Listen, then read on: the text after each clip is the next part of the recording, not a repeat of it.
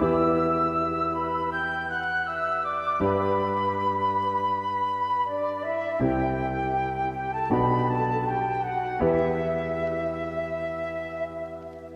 ញតាំងពីព្រលឹមយប់ជ្រៅទៅមកដល់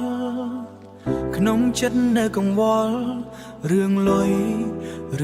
យកាក់ចាយវាយម្នាក់ឯងឆ្ងាយស្រុកខំប្រឹងដើម្បីអ្នកម្ដាយទូហត់នឿយកាយក៏ត្រូវតែស៊ូទ្រាំទូហត់នឿយកាយក៏ត្រូវតែស៊ូទ្រាំតែបងថ្លៃបន្ទប់បងទឹកភ្លើងរាល់ខែលុយផ្ញើឲ្យម៉ែឪក៏នៅមិនគ្រប់ដែរខំធ្វើការរាល់ថ្ងៃស្ទើរមិនមានពេលសម្រាប់លុយរកមកបានហូរចេញដូចជាទឹក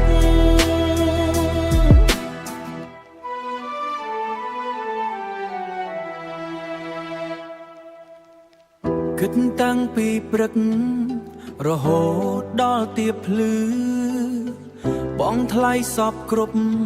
ហាក់មិនដែលនៅសល់អ្វីបងថ្លៃសពគ្រប់ហាក់មិនដែលនៅសល់អ្វីវាសនាកម្មករ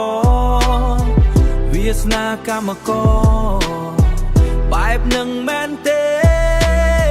ខ្លាចបំផុតគឺឈឺគ្មានអ្នកណាមើលថែចង់ទៅជួបពុកម៉ែក៏គ្មានលុយធ្វើដំណើរបានត្រឹមតែសង្ឃឹមនឹងមានថ្ងៃណាមួយជីវិតនឹងធូរស្រាល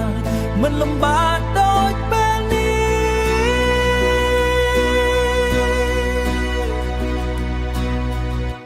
តែបងថ្លៃបន្ទប់បងទឹកភ្លើងរាល់ខែលុយផ្ញើឲ្យម៉ែឪក៏នៅមិនគ្រប់ដែរខំធ្វើការរាល់ថ្ងៃស្ទើរមិនមានពេលសម្រាប់លុយរកមកបានហូរចេញដូចជាទឹក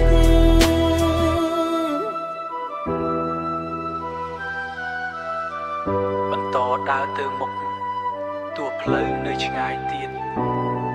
ប្រឹងរស់ក្នុងភាពស្បៀតរងចាំថ្ងៃជោគជ័យ